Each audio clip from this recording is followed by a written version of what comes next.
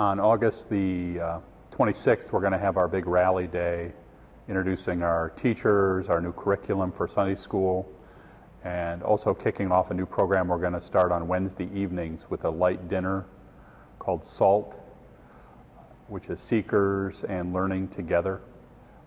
It's a new program focused on families, young families, college students, adults of all ages. There'll be a time of fellowship, Bible study for the children. There'll be a story time. And it's really kind of focused on, building up the body of Christ and offering another fellowship opportunity for the church. That's one program. Of course, we're going to be redoing our college lunch program on Wednesdays from 11 to 1. So that's going to be kicking off this fall. And then we've got some exciting educational opportunities. I know there's going to be an Advent workshop again to kick off the Advent season. David Tadlock with our music department is going to be working with the choir to present some special Advent music. And I know that the handbell choir is going to be performing a little more this year along with the puppet ministry. So all kind of new things for this fall. You can come Wednesday night, you can come Sunday morning. You don't have to be a member of the church to enjoy any of these benefits. So we're open to anybody, and if you're already a member of another church, that's fine. And we just hope that if you're able to come and want to come and participate, that's all that's required, a willingness. The congregation really exemplifies hospitality. I think in the idea of welcoming the stranger, welcoming those who are first-time visitors, making people feel at home. I think there's a real willingness to, welcome somebody who's new in town, take them a meal, help them move in even. I've heard people even offer to give people rides or introduce them to, a part of Athens maybe they're not familiar with. There's that warm, inviting spirit that I really appreciate. I think the second thing is mission-minded. I've been pleasantly, surprised and both gratified by the fact that people take issues in the life of both our local area very seriously. We've had a lot of issues come up in the city, fracking, which is an issue, the 30-mile meal, which is, sustainability for local farm and produce. People are taking an interest in not only, earth justice issues for our local Athens County, but for the entire country and for the world. So there's a real mission-oriented, beyond these walls, we see real ministry attitude in the life of the church. Well, I think three things. First is, how do people see themselves in the light of what they believe God is calling them to do and be as God's children? So what is our purpose here at First Presbyterian Church? So listening becomes very important to hear what people's ideas are for ministry, for needs in the congregation. Sometimes it's pastoral. Rob, can you make a call on somebody? Somebody's in the hospital. Somebody wants us to pray for them. Somebody just had a baby or a grandchild. Those kinds of things. So I think listening becomes important. The second is worship. We've got a great worship team. We've got a wonderful organist who's been here, a number of years, who's just, talented beyond belief. A wonderful musical director, choir director, and handbell director. We've got a lot of people with amazing gifts within the life of the congregation, and then, supporting them in utilizing their gifts for worship. And I think the third thing is then hearing the needs of the community. One of my favorite theologians said that where your passion meets the world's deepest needs, that's where you find real ministry. And so it's, I think my job is listening to people, but then also guiding them in where their passion might meet a real need out there in the world, whether it's hunger, homelessness, whether it's, environmental concerns, whether it's, adding another Bible study or, providing more opportunities for children to get together, whatever that need might be. There's an old proverb that says, without a vision the people perish. But without a plan, the vision dies. So I think you do have to have a plan for how you'll do ministry. You know, who turns on the lights, the sort of nuts and bolts of how things get done. And a lot of that has to do with the work of committees. It has to do with the work of the session, which is really the ruling body of the church here in the Presbyterian tradition. And so planning for what comes next, planning for our future becomes important. The rest happens kind of, you know, when somebody's passion meets that need. And so listening for those small voices sometimes that say, here's a direction we might want to go, here's a need, and we think our church has the ability to fill it. And so it's a little bit of both. It's planning for that, but then it's also being open enough to you know, turn the boat maybe in a little different direction than you thought you were going to go in the first place. Somebody once remarked that the church's image was never of a rowboat, but always of a sailboat, and sometimes the wind changes. I always like that. I don't know if it's unique, and maybe it's just unique to churches, but I think there is a sense in which community becomes important. There are so many forces in the world that want to remind us that we are rugged individuals, that we can pull ourselves up by our own bootstraps, we can make our own way in the world, we are the masters of our own fate. The famous poem Invictus sort of celebrates that you know, rugged independence. And the church really is about, you know, there's more to life than just our own rugged individualism. There's a real need for community. And sometimes in the midst of pain or loss or deep sadness, or even questioning, you know, the violence and the, you know, poverty and hunger and homelessness in the world, how do you deal with all of that?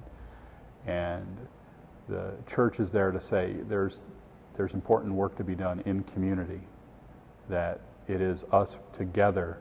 We are stronger. We hear God's voice more clearly. We discover God's will for us more clearly whenever we do it in community, whenever we get a myriad of voices that speak out, whether it's the cries of the world around us or our own inner cry for healing and wholeness.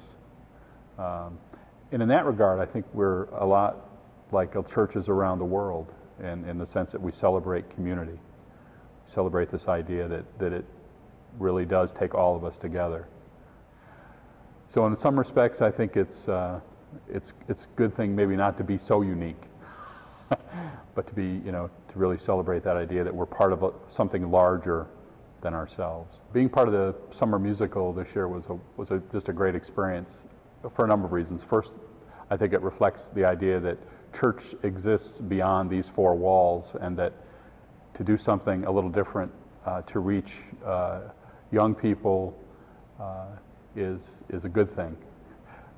So to offer something like a musical like Joseph was a great opportunity for the church to open its doors to folks who may not have ever been in a church before, and who came here and you know, experienced a wonderful night of entertainment.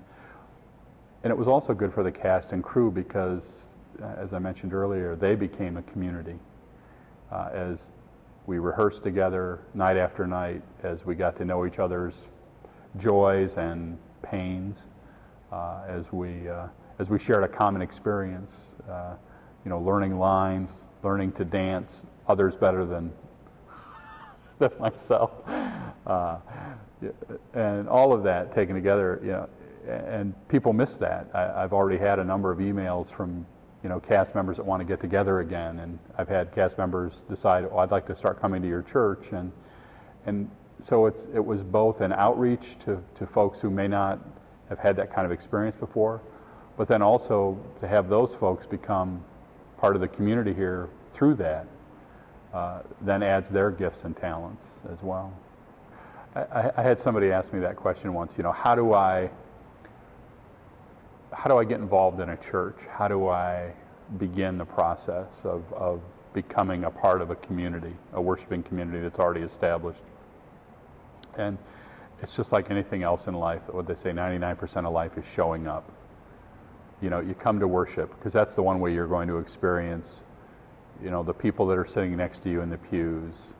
You know, we welcome those who are, you know, professors at Ohio University and students alike. We welcome those that are successful in their entrepreneurial endeavors, as well as those that are struggling to figure out how they're going to pay their next electric bill. You know, it's a very diverse community, and you just show up, you know, a Sunday morning at 10:30, and you're not going to find people here, you know, judging you as much as they're going to be here welcoming you as a fellow sinner or saint or anything else in between. So that's how you start. And the language sometimes becomes a barrier, because you come to church and you hear the doxology or you hear the Lord's Prayer, and you may have never sung that doxology before. You may have never said the Lord's Prayer before. And suddenly it feels like, wait, they're all speaking in some code that I'm not familiar with. And sometimes that can be off-putting. People feel kind of strangely alienated. And you know, my response is always, well, these are things handed down over generations from the church, and let me at least have the opportunity to explain them to you before it becomes a barrier to you experiencing the love of God while you're here. Because that's first and foremost what we hope people experience, you know, love and acceptance. And I think it, you know, if I could say it every Sunday, I would. I try to say it every Sunday, not with these words, but if I could just say to somebody, you know, you are already God's beloved, and we're just glad you're here. You know, they don't have to prove anything. They don't have to, you know, show me some special card that gets them in through the door. They don't have to know somebody to get in. They don't have to slip one of our ushers a $5 bill or to get a better seat. You know, they're just welcome. Here's the great thing about that Wednesday night program, you know, Seeking and Learning Together. The book we're using this fall is actually a wonderful little book. It's called What is the Least I Can Believe and Still Be a Christian? And it's really a great book about what is the Christian faith all about? What are the essential tenets of the faith? And how do we explain those to folks? And this is something I think the church is going to encounter more and more, only because when I was growing up in the life of the church in the 60s, people came to church. It was that whole generation of us as youngsters, we went to church, we went to Sunday school. You've had maybe a generation now where that's not been the case, where kids have not been exposed to church for various reasons. And so as seekers, they're coming, and all of this is foreign territory to them. It's a foreign land. And one of the first sermons I preached here was, you know, we're in this wilderness, and the church feels like a wilderness to a lot of people. We feel like we're in this exodus away from the church of the 1940s and 50s and early 60s, and that we're into something new now, in which we have to do a better job of saying what it is we believe, and speaking in a language that everybody can resonate with, as opposed to, you know, coded language where people go, what did he just sing, or what did they just say? Because the essential tenets, I mean, it's really the crux of who we are, you know, to love God and to love neighbor, as someone once said. You know, if you can start there, that's usually a pretty good place. And to a lot of people that makes sense. You know, this idea that if you've lived long enough to experience the idea that it does take a village to kind of, you know, create who we are as communities where people thrive, that this was part of what God wanted for us as human beings, was for us to thrive, for us to experience joy and peace, you know, to live in hope, to experience those kinds of things. And that's really what faith is all about. It's not so much an ascription to a set of creeds or doctrinal beliefs as it is a way of living, a way of being with one another.